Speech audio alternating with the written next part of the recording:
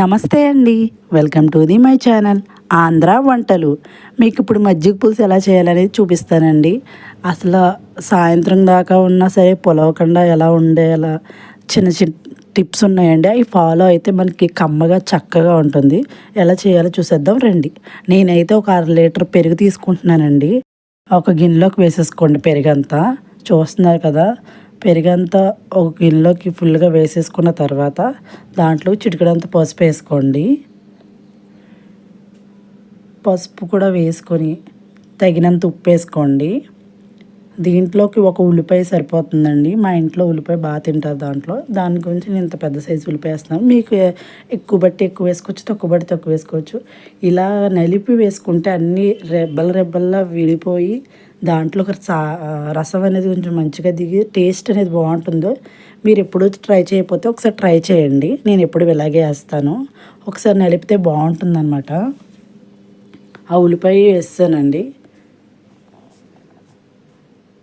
చూస్తున్నారు కదా, ఇంకా తగినంత నీళ్ళండి. మీరు ఎలా చిక్కగా ఉంచుకుంటారో పలుచుకుంటారో దాన్ని బట్టి వాటర్ వేసుకోండి.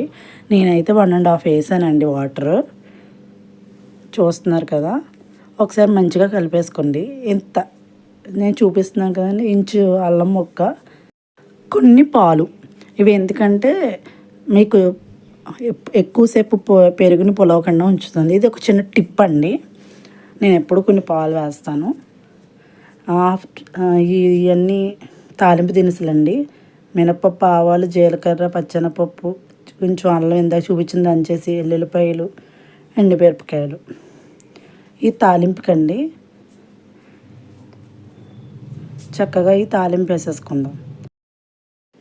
స్టవ్ మీద గిన్నె పెట్టుకొని ఆ వాటర్ అంతా పోయేదాకా చూసి అప్పుడు ఆయిల్ వేసుకుందామండి. కొంచెం ఆయిల్, తగినంత చిటికెడంత పసుపు, తాలింపు దినుసులు. ఇవి బాగా వేగాలండి. గుర్తుపెట్టుకోండి, అవి బాగా వేగితేనే ఏ తాలింపు అన్నా చాలా బాగుంటుంది. అవి వేగేలోగా ఎండుమిరపకాయలు, కరివేపాకు అనేది మాడిపోతుంది కాబట్టి మధ్యలో వేసుకోవాలి. అన్నీ ఒకేసారి వేస్తే తాలింపు బాగోదు. ఎండుమిరపకాయలు ఒకసారి ఇలా వేపిన తర్వాత ఇప్పుడు కరివేపాకు కూడా వేసేసుకుందాం. చూడండి, చక్కగా వేగుతున్నాయి. కరివేపాకు కూడా వేసేసాను.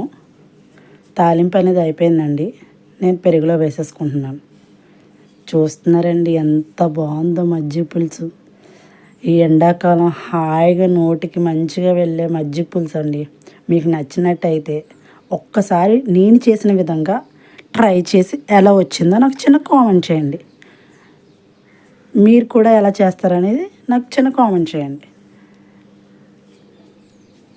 మీకు నచ్చినట్టయితే లైక్ చేయండి, షేర్ చేయండి, సబ్స్క్రైబ్ చేయండి.